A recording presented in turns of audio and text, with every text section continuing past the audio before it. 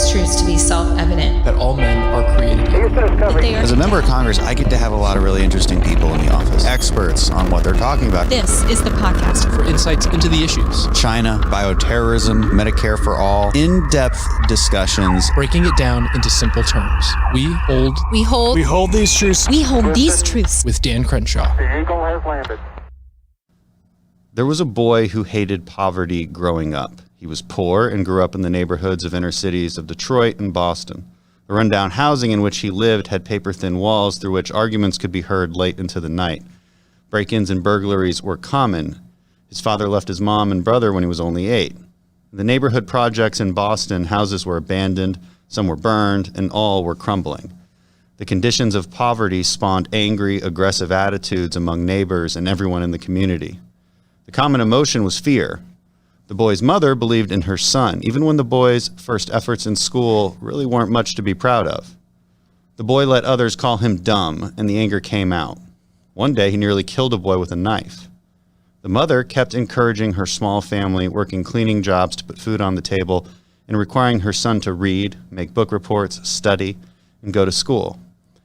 The boy discovered he loved learning and was curious about everything. He ultimately got a scholarship to Yale, went to medical school, and became a surgeon at Johns Hopkins University, earning many positions of distinction. This was in America, and this was me. And that comes from Dr. Ben Carson, who is Secretary Ben Carson now. Thank you for being with us, Mr. Secretary. It is a great pleasure to be with you today. So, I just read that really compelling paragraph. That's from a book you wrote. Yes. Yeah. Can you, tell us about that. I'm not so sure everybody knows your story and your upbringing and your deep and affiliation or understanding of what it means to grow up in poverty and come out of it. Well, my story is really my mother's story because she came from a very large rural family, got married when she was 13, trying to escape desperate poverty. They moved to Detroit, where my father was a factory worker. She discovered that he was a bigamist, had another family. Obviously, divorce ensued. And she, in fact, had to try to raise us on her own with no real education. She never quite finished the 3rd grade. But the unique thing about my mother is that she never considered herself a victim. No matter what was going on, she was always saying, I can get out of this. And she never allowed me or my brother to become victims either. No matter how bad things were, no matter how little money we had. There was a time when we had housing insecurity for about 6 years. But, she did everything she could to alleviate, the anxiety on our behalf. And most importantly, she was very observant. And she cleaned houses, and they were usually very nice houses. And she was spying on them to see why were these people so successful? And she concluded it's because they did a lot of reading, studying, planning, didn't sit around watching TV all day. And she came home and imposed that on me and my brother, and we were not happy at all. And all of her friends were telling her how horrible she was, and you can't make boys stay in the house reading books and not watching TV. But she had the last laugh because one son became a brain surgeon and the other became a rocket scientist. So she obviously had some insight into what she was talking about. I didn't even know your brother was a rocket scientist. Yes, he was. But one of the real keys for me is that reading. It opened up new worlds for me. And I started reading about scientists and explorers and entrepreneurs and surgeons. And I began to realize that the person who has the most to do with what happens to you is you. It's not the environment. It's not everybody else. And also, it began to help me with my hatred of poverty. Some people hate roaches and some people hate snakes, but I hated poverty. But as I read those stories about incredible individuals, I began to realize that poverty for me could be temporary because I could change that by the choices that I made. And once I knew I could change it, it didn't bother me anymore. But these days, everybody seems to disagree with that. Not everybody. I don't disagree with that. But that a common narrative, and it seems to be a growing narrative, is that when you're disadvantaged, the world is stacked so far against you that no matter what choices you make, you can't get ahead. And we always talk about equality of opportunity, and our detractors would say, well, there's no equality of opportunity, because even when people make the right choices, they don't get ahead. Now, we could refute that with a lot of data, actually. There's liberal institutions. What is it, Brookings? I think that comes if you get married before you have kids, if you finish high school, if you get a job, just a job. 3 things. There's like almost no chance you end up in poverty. It's not to say that people don't have clear advantages. Clearly, I had advantages growing up that you obviously didn't. There's a lot of people that had advantages that I didn't have. I grew up in a single-parent household as well. My mom died when I was young. It's virtually impossible for everybody to have the same circumstances. It is. So successful people take whatever circumstances that they have and they make the most of them. And if you take somebody who has that attitude, you can put them in almost any environment and they will rise to the top. And if you take somebody who has a defeatist victim attitude, you can put them anywhere and they'll find their way to the bottom. Our brains and the way we think about things has an enormous amount to do with how we proceed in the world. And, it's the same thing with, a lot of people claim racism for everything. Well, if I've already concluded that you're a racist, whatever you say is just going to confirm that to me. And if I've concluded that you're not, I'm going to take it in a completely different way. And you may say exactly the same thing. And, it's so much has to do with the way that we perceive things and the way that we create these narratives in our mind. And see, there are a lot of people in our society today who have learned that. And they've learned to create a narrative and then to use all of their forces to continue to reinforce that narrative so that people actually begin to believe it. And so the victimhood narrative, it's a trap. It's convincing you. It's the worst psychological state I could imagine on anybody. Only my worst enemies I would want that, them to have that, right? Because you can never leave it. Absolutely. And if you have no think agency. You're a victim, you are. Right. And you have no agency. You have no control. And you know what I tell people a lot is we should treat the American people like we would treat our kids, like your mother treated you. Like, hey, your actions matter. Because if your actions matter, then you have an impetus to actually take the right actions. Exactly. And you feel and you understand the consequences and you have hope. Right. But there's no hope in victimhood. And the last thing I want to do is take hope away from my children. Well, it's so widespread now. And it is coupled with something else that is particularly harmful, and that's white guilt. A combination of black victimhood and white guilt is a very bad combination because it leads people to do things based on emotion and anger. And when you do things that way, seldom is it the right thing to do. Yeah, emotional reactions, especially to policy making, because this narrative, this cultural narrative that we're discussing, it infiltrates into policy as well.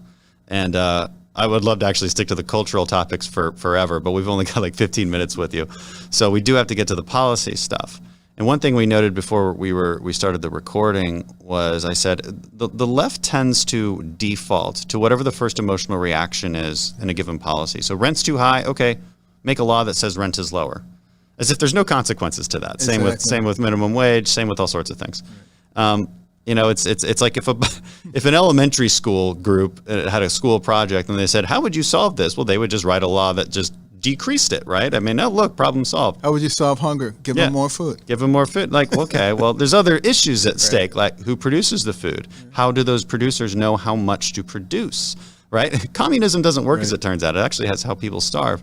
And so when we're looking at America right now, we're seeing the inner cities get pummeled over and over again. What are the solutions here? Because Because like we talked about, there are disadvantages. Oh, without question. You know, and that doesn't mean it's purposefully structured that way, which is the claim that you can't get out of it because there's a structural racism that is destroying these things. I don't think so, but it doesn't mean they're not disadvantaged. No question and about so the it. question is, how do we fix that? What's the right policies, and what have you been working on at the HUD? President Trump asked the Opportunity and Revitalization Council to refocus some attention on those communities that were hardest hit by the coronavirus. And of course, that's the Black community, Hispanic community. Why are they harder hit? And why do they have so much more mortality and morbidity?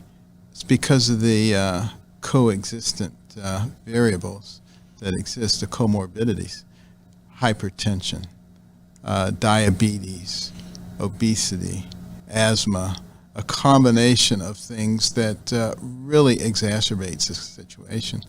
So should we just go in and give everybody a hypertensive screening and help them with their medical needs?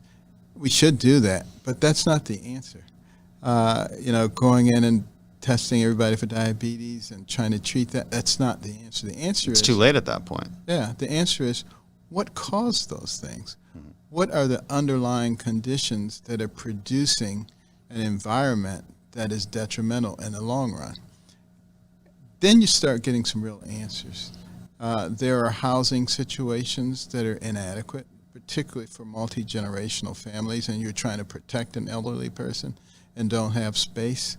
There are economic opportunities or lack thereof that cause people to be working in situations where they can't work from home. You have medical situations where you don't have long-term follow-up.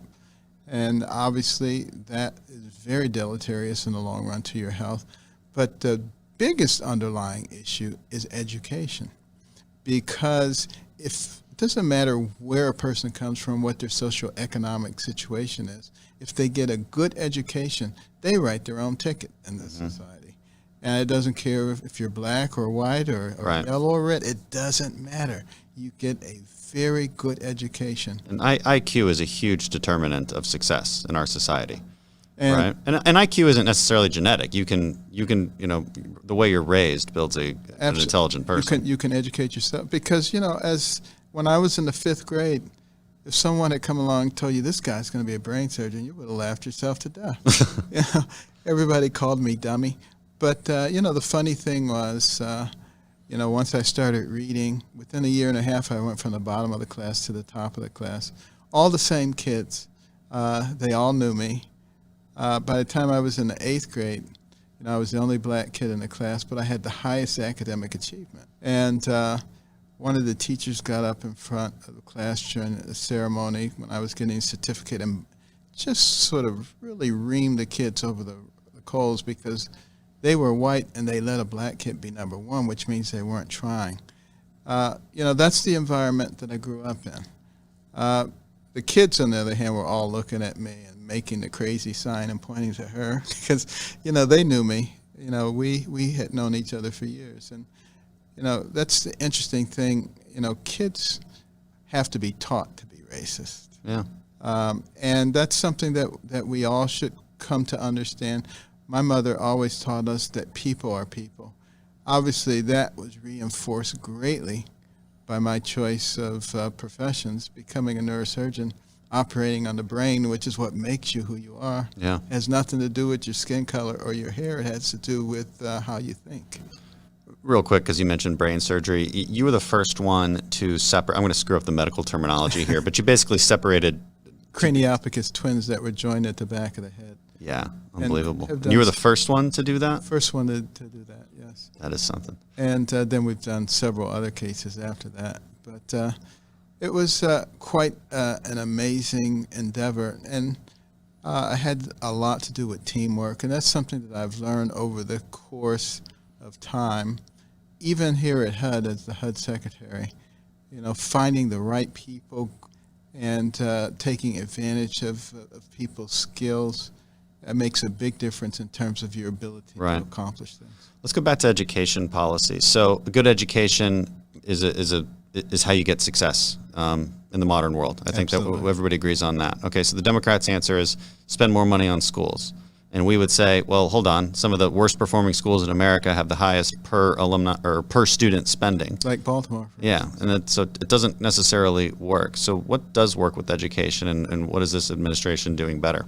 School choice. And Yeah. that's something that this administration has been pushing very hard.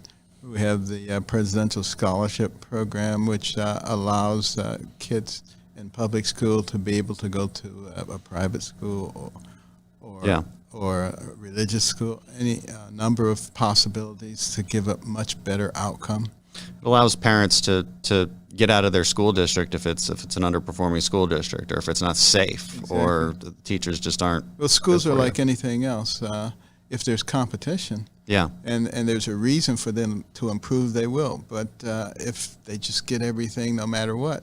so what is the federal government's role in that? And I know you're not Secretary of Well, Education, but it's I actually do have some Yeah. issues with the way the federal government does that, in the sense that, we determine how much money a school gets based on the taxes in that local region. So if it happens to be an affluent region, Yeah. the school gets a lot of money, they get the best equipment, the best teachers. And if it happens to be a poor region, they get just the opposite, which just perpetuates the Yeah. situation. not all states do that. I mean, in Texas, we kind of redistributed it, but Well, not all states do that, though. You're right, and it is a problem, and it's something that if we really want to be fair, and if we really want to give people the best shot, we have to give them the best education. And one of the things that's happened because of this COVID-19 crisis is that we've learned how to use distal education.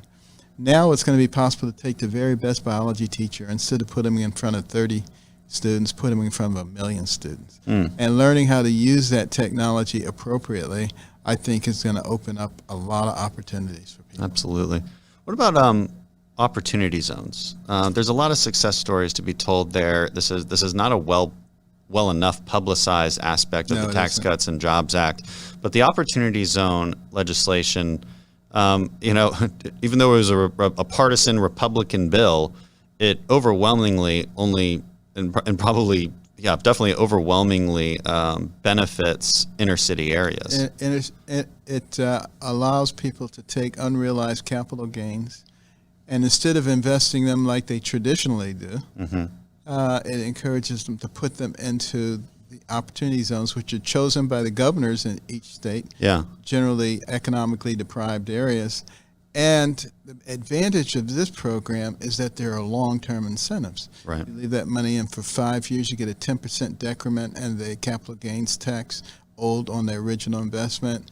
That goes up to 15% if you leave it in for 7 years. And if you leave it in for 10 years, you have to pay no capital gains on the new money that was realized. That's a tremendous inducement, and has been creating wonderful opportunities across the nation. In addition, the land values in opportunity Yeah. zones have just about gone up at twice the rate as outside of the opportunity zone. And who owns that And they were land? going down before. Yeah, they were. The people who live there, the 35 million people who live Right. there, are the primary beneficiaries of that. There are many other benefits. As jobs are produced, you're building these mixed-use buildings, and communities are developing. So it's a tremendous thing. It's great, and it will only get better. Okay, and let's talk about housing too. So as a millennial, we have lots of complaints. Obviously, we like, and some of them are valid. Okay, it's harder to find affordable housing in major cities these days. Now, that's obviously kind of inevitable, just by population growth. There's only so many square miles in a city, and as people or the population continues to get larger, obviously housing is going to become more scarce, and it's harder to get it. That doesn't mean you can't build more and better housing. So again, the Democrats always default to the simplest possible solution. Throw more money at it. or just make rent lower. Right. You know, it's like, okay, guys, like it's scratching the surface there. So how do you look at housing? You said you grew up in the projects. You understand what low-income housing is. Well, our ability to create affordable housing has not diminished. We have some of the most creative people in this country in terms of manufactured housing, accessory dwelling units, tiny houses, cubicle houses. It's amazing. But we have a lot of obstacles in the way, which is why the president created by executive order the Council on Eliminating Barriers to Affordable Housing, a multi-agency council, which I happen to chair, and working with the various localities and municipalities on actually removing. You have height restrictions, noise restrictions, parking restrictions, historical preservation. I mean, by the time you get through with all this stuff, something that was affordable is no longer affordable. And as long as we can deal with those things, we can make the difference. Yeah, that's exactly right. And I talked to developers who operate in Texas and operate in California. And big difference. Yeah, it's a huge difference. I mean, they have a totally different planning operation for California because, I mean, they'll say it's like 4 times the price or something. I mean, it depends on where you build, but they know they have to plan for many more years of red tape and delays at the building in California. Zoning has a lot to do with it too. You look at like Los Angeles County, I think 80% of their zoning is for single family homes. That's correct. Okay, so what, you can't build multifamily homes? You can't, which would be what I would consider affordable housing. Well, one thing that may help us is as a result of this coronavirus, people have learned the importance of teleworking. Yeah. And I think a lot of people probably are not going to go back to these buildings. There's going to be a lot of empty space. And some of it can be converted into housing without really creating any kind of a crunch. Yeah, no, I think that's right. I think some businesses are already moving to that model, and like people who can continue doing it, why not?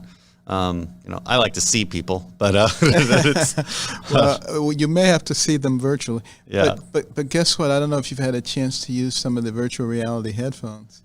They're pretty cool. I mean, it's like you're there. If you go to the Museum of the Bible here, get a chance to go there. Go to the Bible Israel. has them. Okay. You put on that headset, you're in Israel. There's the Sea of Galilee. There's Mount of Olives. I mean, it's all right there. Sure. I get one more with you.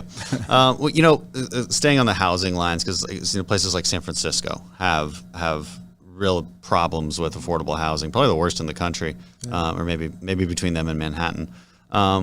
For them, a big problem is what they call NIMBYism, right. So not in my backyard. Yes. Big time. Now, at the same time, I kind of get it. Like, isn't that okay for a local community to say we don't want any more housing here? Well, if we were using the old model, it would be okay.